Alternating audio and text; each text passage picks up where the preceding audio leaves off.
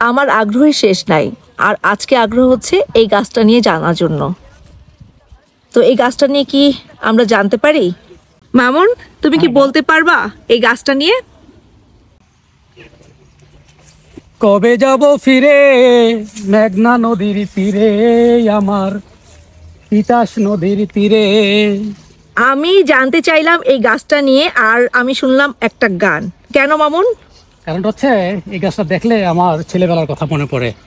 আমাদের এই মেঘনা নদীর তীরে, বিশেষ করে আমাদের উত্তর চকের খালের তীরে আমি এই গাছটা অনেক সময় দেখেছি। আমাদের দেশে খুব ব্যাপকভাবে না হলেও এই গাছটা আমি দেখেছি, বেশ সুপরিচিত। এর যদি আমাদের স্থানীয় নামটা বলি, তুমি অবশ্যই এটাকে চিনতে পারবা। এটাকে বলা হয় হোগলা বা ওগলা। এর মানে হচ্ছে এটা হোগলা গাছ? হ্যাঁ, তবে আমাদের দেশে হোগলার যে প্রজাতিটা পাওয়া যায় এটা ঠিক এক্স্যাক্টলি সেই প্রজাতিটা না, তবে এটাও আমাদের দেশে পাওয়া যায়। কিছুদিন আগে আমি ময়মনসিংহ কৃষি বিশ্ববিদ্যালয়ের শিক্ষার্থীদের একটা আর্টিকেল পড়েছিলাম। তো তারা ওই ময়মনসিংহের ওই বিশ্ববিদ্যালয়ের পুকুরে যে বিভিন্ন রকম গাছ ছিল এগুলিকে লিপিবদ্ধ করতেছিল, ওখানে এই গাছটা পাওয়া গিয়েছে। তো এটার বৈজ্ঞানিক নাম হচ্ছে টাইফা লেটিফোলিয়া, এর গণ হচ্ছে টাইফা। এই গণের প্রায় 30টির মতো গাছ পাওয়া যায়। আসলে গাছ না বলে ঘাস বলা উচিত, কারণ এটা ঘাস জাতীয় উদ্ভিদ। আমাদের যেমন ধান, গম, জব, ভুট্টা ঘাস জাতীয় উদ্ভিদ, ঠিক তেমনিভাবে এইটাও ঘাস জাতীয় উদ্ভিদ, দেখতেই পারতেছ। আর বাংলাদেশে 3টি ভেরিয়েশন পাওয়া যায়। যেটা সাধারণত হোগলা নামে পরিচিত সেটা হচ্ছে টাইফা এলিফ্যান্টিনা, এটা হচ্ছে টাইফা লেটিফোলিয়া। নরওয়েতে আরেকটা ভার্সন পাওয়া যায়, সেটাকে বলা হয় টাইফা অ্যাঙ্গুস্টিফোলিয়া। তো লেটিফোলিয়া কেন? কারণটা হচ্ছে ওর পাতাগুলি একটু তুমি দেখতে পারো যে অন্যান্য টাইফা গণের অন্যান্য প্রজাতির তুলনায় এর পাতাটা একটু তুলনামূলকভাবে প্রশস্ত, এই কারণে এর নাম হয়েছে লেটিফোলিয়া। আর টাইফা, এই টাইফা নামটা দিয়েছেন উদ্ভিদ বিজ্ঞানের জনক থিওফ্রাস্টাস, তিনি একে বলেছেন টাইফা। এটার বৈজ্ঞানিক নাম দিয়েছেন দ্বিপদ নামকরণের জনক কার্ল বা ক্যারোলাস লিনিয়াস, তিনি একে বলেছেন টাইফা লেটিফোলিয়া। সো টাইফা ধারণা করা হয় যে টাইফা শব্দটা মার্শ বা জলাভূমির সাথে সম্পৃক্ত, কারণ হচ্ছে তুমি দেখতেই পারতেছো যে এটা জলাভূমিতে জন্মায় এই গাছটি। আবার কেউ কেউ বলেন যে না, এই গাছের এই যে বীজ যখন পুরোপুরি ম্যাচিউর হয় তখন এটা উড়ে উড়ে চলে যায় বাতাসের সাথে, অনেকটা ধোঁয়ার মতো, ধূম্রজালের মতো সৃষ্টি করে। এই জন্য অনেকে বলে যে এই কারণে এটার নাম হচ্ছে টাইফা। তো লেটিফোলিয়া কেন? লেটি মানে হচ্ছে ব্রড বা প্রশস্ত, আর ফোলিয়া বা ফোলিয়া মানে হচ্ছে পাতা বা লিফ। তো লেটিফোলিয়া এই গ্রিক শব্দটির মানে হচ্ছে প্রশস্ত পত্র, তাহলে এটাকে বলা যায় যে প্রশস্ত পত্র টাইফা বা প্রশস্ত পত্র হোগলা। আর অন্যগুলিকে হয়তো বলা যেতে পারে যে ক্ষুদ্রপত্র বা সংকুচিত পত্রের হোগলা। এবং দেখো এটাকে মোটামুটি পাতা সর্বস্ব উদ্ভিদই বলা যায়, কারণ দেখো যে পুরো উদ্ভিদটাই মূলত পাতা এবং কত বড় বড় প্রশস্ত পাতা, এবং পাতাগুলি বেশ মসৃণ। সাধারণত আমাদের বাংলাদেশে হোগলা যেটা পাওয়া যায় সেটার ধারগুলি একটু শার্প বা ধারালো হতে পারে, কিন্তু এটার ধারটা ধারালো না। মানে এই যে দেখতেছ বেশ মসৃণ, এই মসৃণের কারণে এই পাতাটাকে গ্ল্যাব্রাস বলা হয়। এটা সাধারণত উদ্ভিদের পাতার টেক্সচারের একটা বৈশিষ্ট্য যে গ্ল্যাব্রাস মানে হচ্ছে খুব মসৃণ, কিছুটা পুরু। এর মানে হচ্ছে এর ভিতরে এরেন কাইমা নামে এক ধরনের বায়ুথলির মতো আর কি ব্যাপারটা, এরেন কাইমা দিয়ে গঠিত। এটা একেবারে চলে গেছে উদ্ভিদের সেই কাণ্ড পর্যন্ত। তার মানে এগুলি কি করে অক্সিজেন বা অন্যান্য গ্যাস এই পাতা থেকে ট্রান্সফার করে কাণ্ডের ভিতর দিয়া নিচে। তাহলে এটা কি? হ্যাঁ, এটা বেশ মজার জিনিস। এটা আসলে এগুলো হচ্ছে বীজ। এই ফুলের একটা চমৎকার বৈশিষ্ট্য আছে। আমরা জানি যে কোনো ফুলে যদি পুংকেশর এবং স্ত্রী কেশর, তার মানে হচ্ছে স্টামেন এবং পিস্টিলেট যদি একসাথে থাকে ওই ফুলকে বলা হয় পূর্ণাঙ্গ ফুল। যেমন আমাদের জবা, বায়োলজি পরীক্ষায় জীববিজ্ঞানের ক্লাসে আমরা সবসময় জবা নিয়ে পরীক্ষা করতাম, কারণ জবা হচ্ছে একটা পূর্ণাঙ্গ ফুল। কিছু আছে অপূর্ণাঙ্গ ফুল, তার মানে তাদের পুংকেশর এবং স্ত্রী কেশর আলাদা ফুলে থাকবে।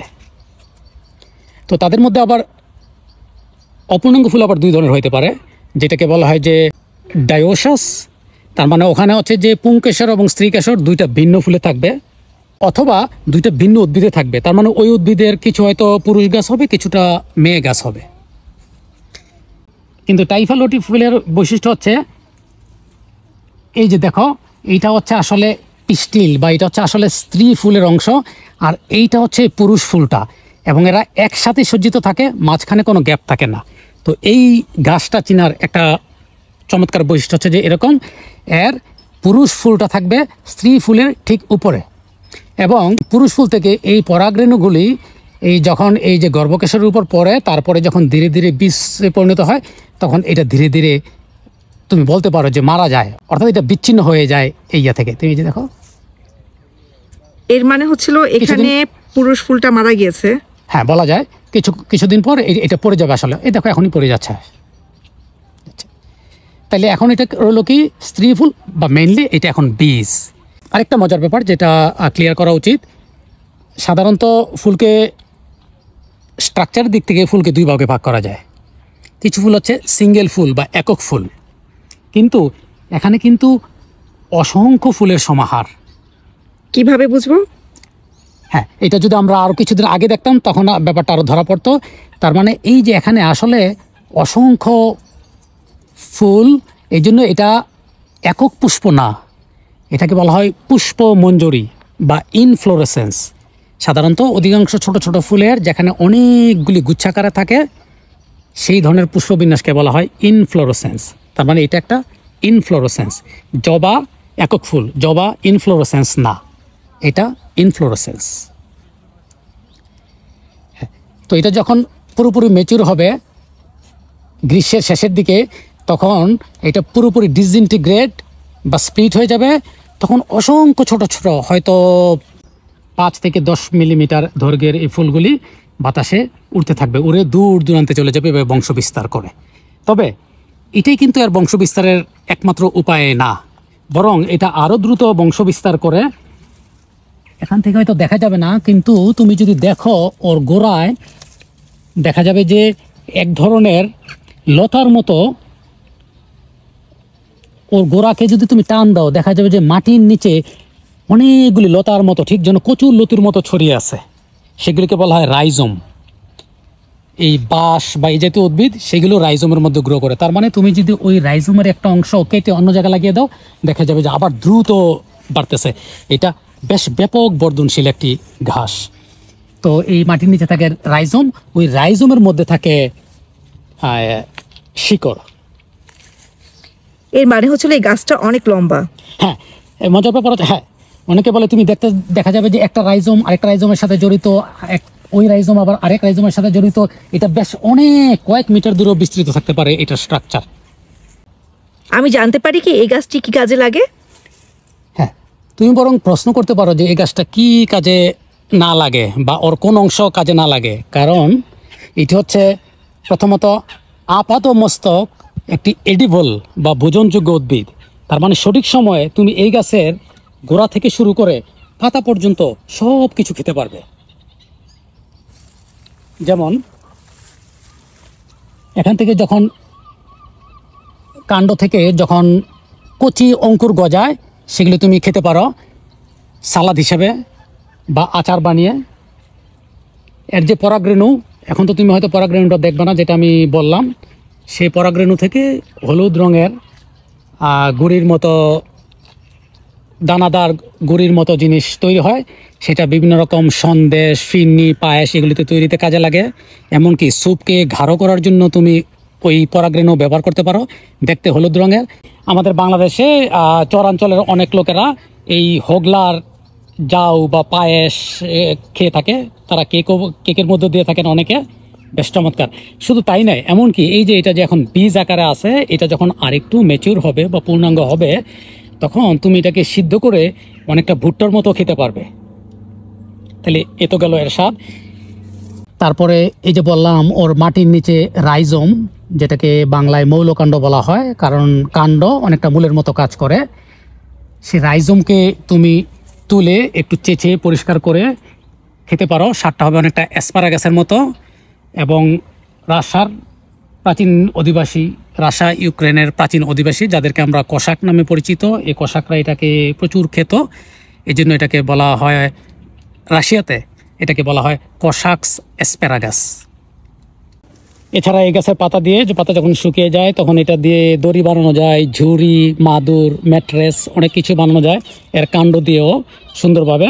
এবং আমাদের চরাঞ্চলে এখনও অনেক মানুষ ওই যে হোগলা পাতার মাদুর তো আমরা শুনেছি, এই উদ্ভিদ দিয়েও এটি সম্ভব। এটা আমি ধরলাম পাতাটা এতটা মসৃণ, দেখতেই পাচ্ছ পাতাটা কতটা মসৃণ এবং অনেক চওড়া এবং দেখতে এতটা সুন্দর, এতটা স্বচ্ছ। আমার কিন্তু দারুণ লাগছে এই পাতাটা দেখতে। হ্যাঁ, আসলেই খুব মনোমুগ্ধকর পাতা। হ্যাঁ, তাছাড়া ওই যে ভেলা তৈরি তো এটি এটি ব্যবহৃত হয়। এই গাছের আরেকটা বৈশিষ্ট্য হচ্ছে যে এই গাছে প্রচুর পরিমাণে স্টার্চ থাকে। তো স্টার্চ হচ্ছে গ্লুকোজের একটা যৌগ। তার মানে অনেকে গবেষণা করতেছেন যে এই স্টার্চকে তো সহজেই ইথানলে কনভার্ট করা যায়। তো ইথানলে কনভার্ট করে, এবং যেহেতু এখানে স্টার্চের পরিমাণও বেশি, এটাকে বায়োফুয়েল বা জ্বালানি হিসেবে তৈরি করার জন্য তার মানে এর বেশ সম্ভাবনা আছে। এছাড়া কোনো এলাকায় যদি পানি একটু দূষিত থাকে তাইলে এই উদ্ভিদে আরেকটা গুণ হচ্ছে ফাইটো রিমেডিয়েশন।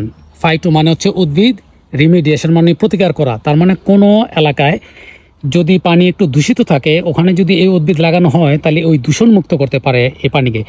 তার মানে হচ্ছে এর ফাইটো রিমেডিয়েশন ক্ষমতা আছে। তবে একটু লক্ষ্য রাখতে হবে, যেহেতু এটা ব্যাপকভাবে গ্রো করে, তুমি হয়তো দেখবা যে এর শীতকালে সব পাতা ঝরে যাবে, কারণ এইটাও ডেসিডুয়াস বা পর্ণমোচী উদ্ভিদ, কিন্তু বসন্তের শুরুতে আবার ব্যাপকভাবে গ্রো করে। তো ফলে এটা যদি ঠিকমতো কন্ট্রোল না করা হয় কোনো এলাকায়, এটা ইনভেসিভ বা আক্রমণাত্মক উদ্ভিদ হিসেবে পরিগণিত হতে পারে। তার মানে অন্য উদ্ভিদের সমস্যা করতে পারে।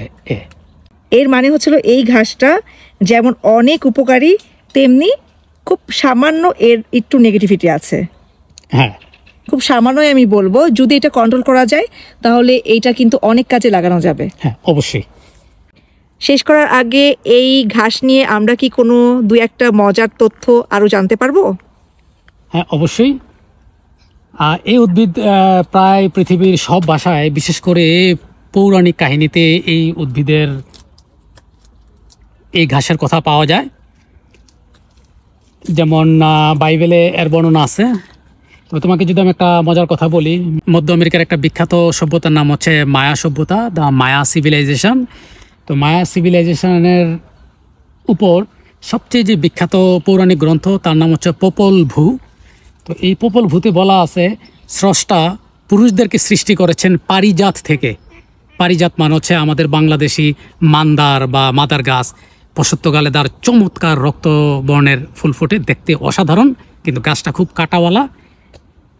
তো পপল ভূ বলতেছে যে স্রষ্টা পুরুষদেরকে সৃষ্টি করছে মান্দার গাছ থেকে, আর মেয়েদেরকে সৃষ্টি করছে এই টাইফা ঘাস থেকে। এর মানে হচ্ছিল হোগলা ঘাস থেকে। হোগলা ঘাস থেকে। এই পপল ভূ এই পৌরাণিক উপাখ্যান একথাই বলে, মায়া সভ্যতার উপাখ্যান। আমরা তাহলে চমৎকারভাবে অনেক কিছু জানলাম এই ঘাসটা নিয়ে, এবং এই ঘাসটার যে উপকারিতা অপরিসীম তা বোঝাই যাচ্ছে। তো আশা করি সবাই এই গাছটির উপকারিতা সম্পর্কে অবগত হবা এবং ভবিষ্যতে এটা কাজে লাগাবা।